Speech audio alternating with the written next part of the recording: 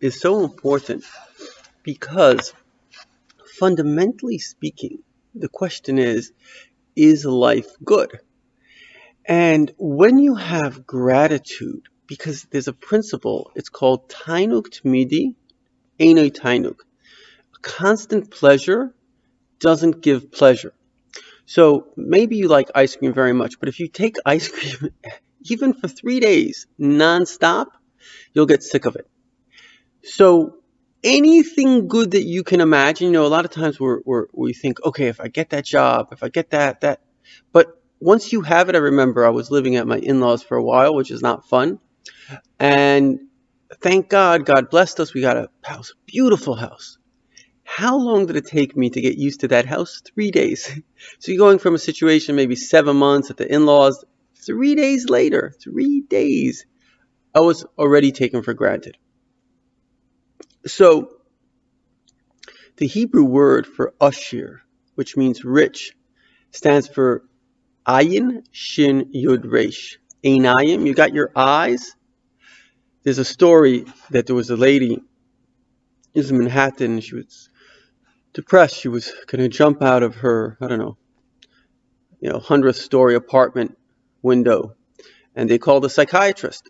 And the psychiatrist comes and he's talking to her, and he realized that with her problems, he would also jump out the window. So he says to her as follows.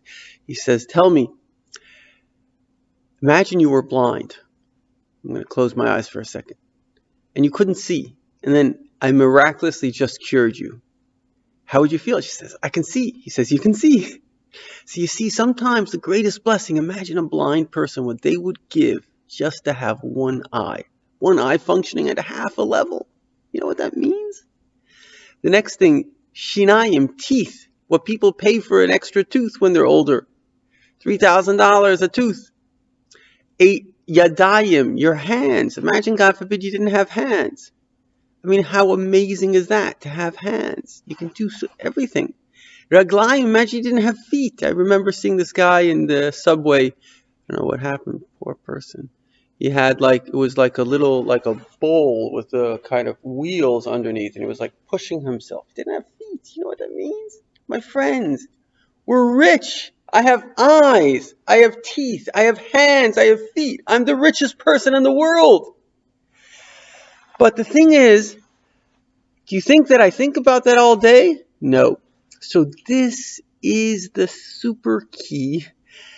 And I'm going to share with you something extraordinary. It's taken me a lifetime to discover this. And I'm a person that's always philosophizing. My daughter once asked me, what do you do? So I said, I'm a philosopher. She says, what do they do? So I said, they think. So I've done all the heavy lifting for you. Just listen to me. The story goes like this.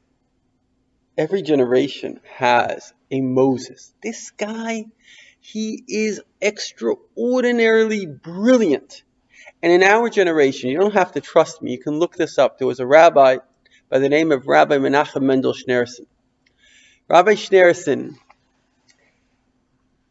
first of all, just from what we know, he spoke about 12 languages. He had engineer. He was an electrical engineer.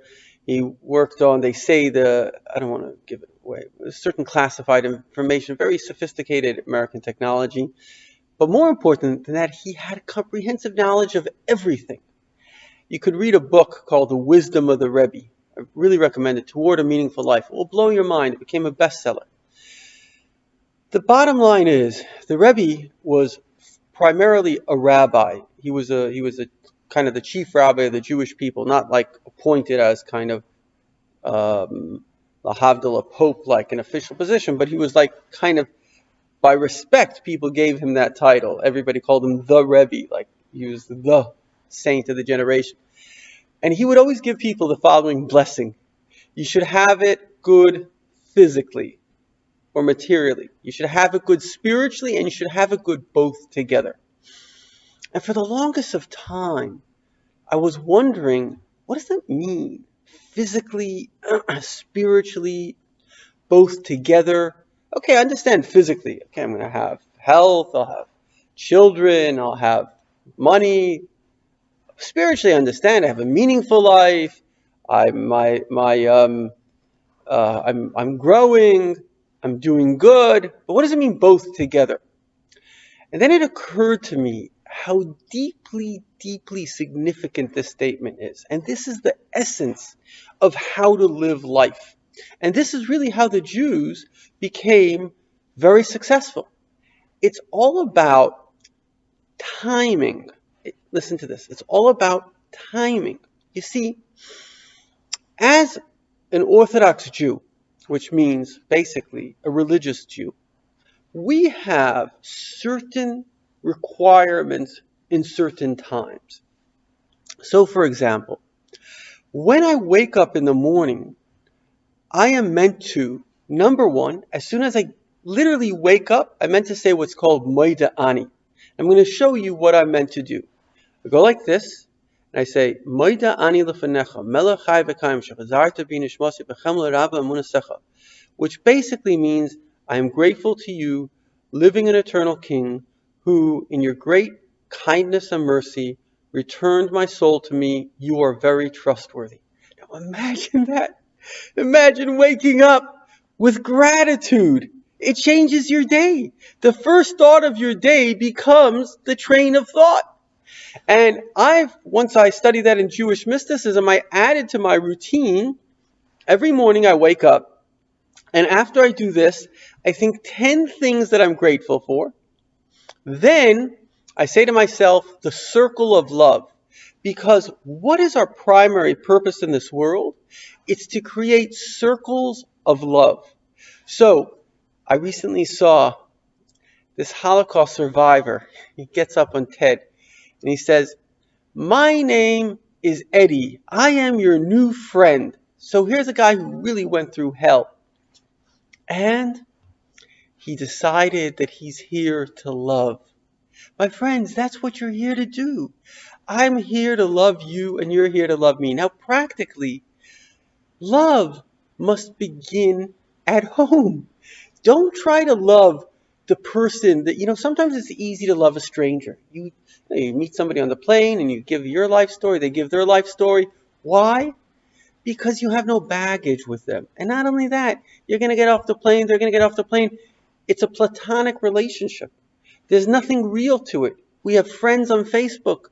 Would you give that guy $1?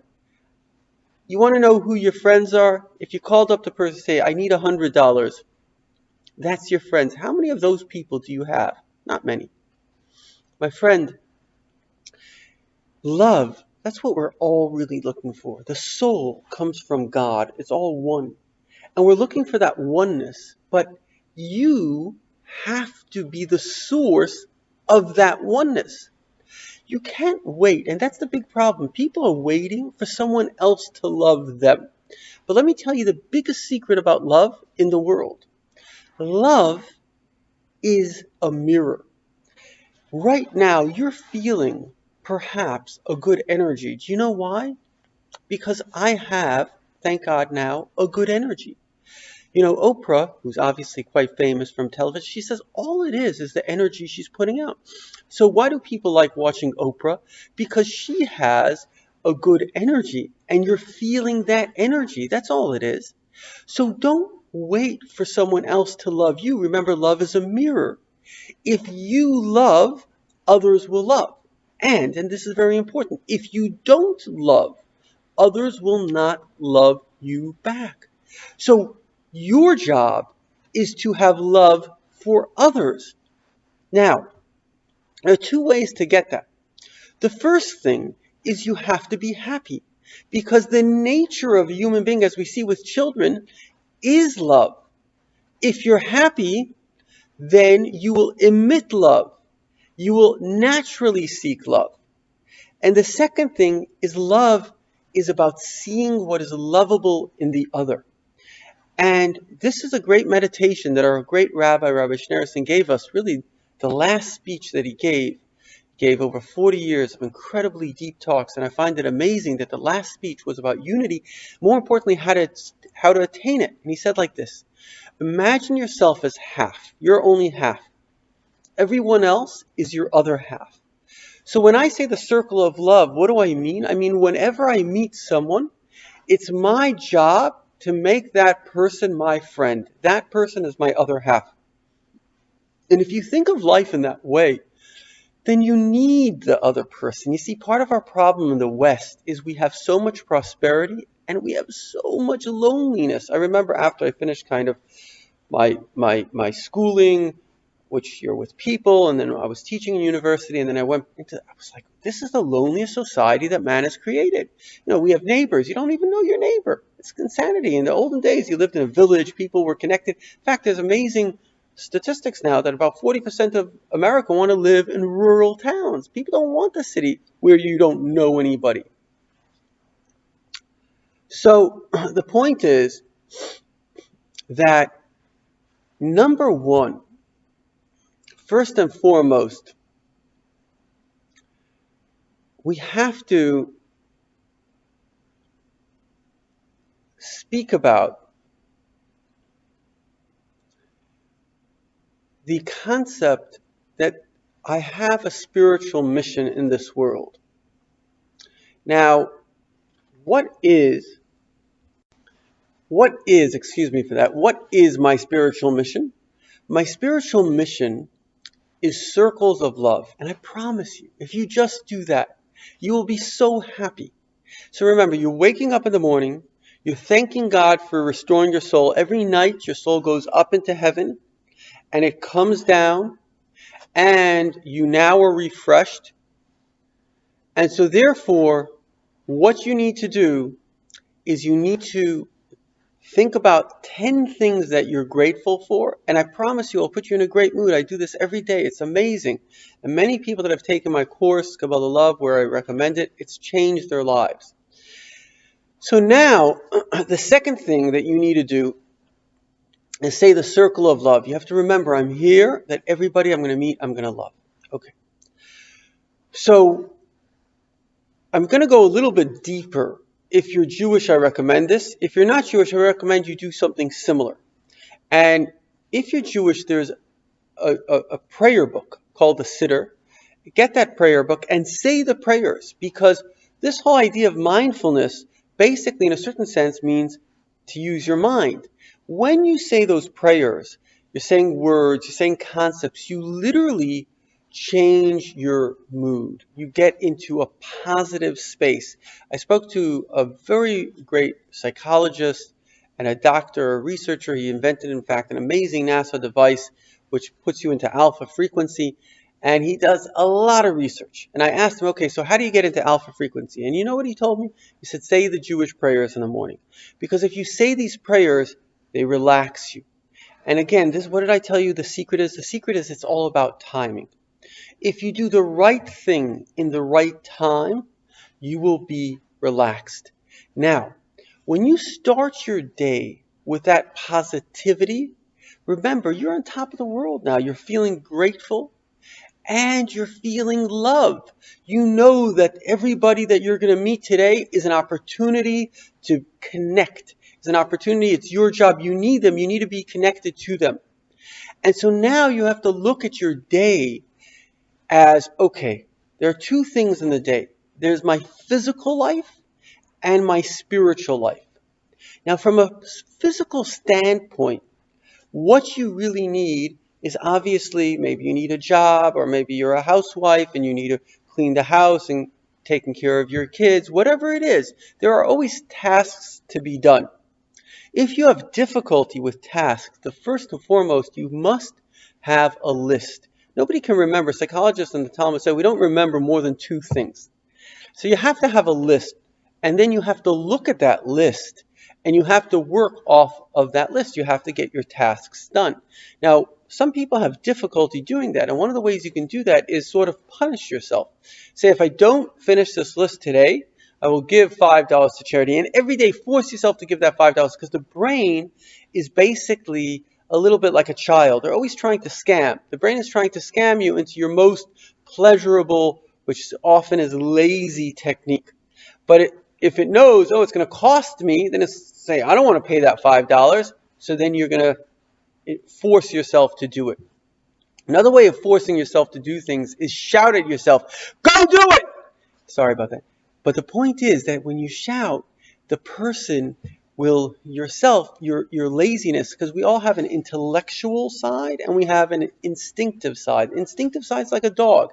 If your dog is just running around, if you shout at the dog, he gets a fright, he'll listen to you. So sometimes you have to, and it's critical, you have to have self-discipline. You can't be happy in life without self-discipline, because again, what's happiness? Happiness, you first of all, you have to have gratitude, but you also have to have positive accomplishments, and you can't have positive accomplishments without actually doing something positive.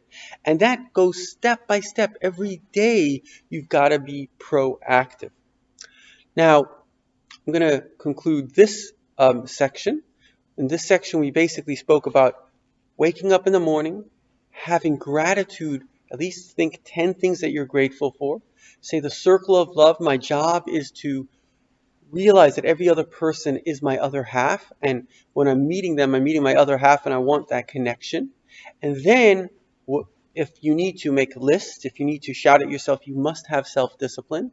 And the thing is, throughout the day, you have a physical part of the day and you have a spiritual part of the day. So I'm going to discuss soon a little bit more about the physical part. You probably know better than me what you need, but the spiritual part, I'm going to discuss that. And if you just, I absolute guarantee, if you just do these 3 simple videos, you will have the most amazing life possible.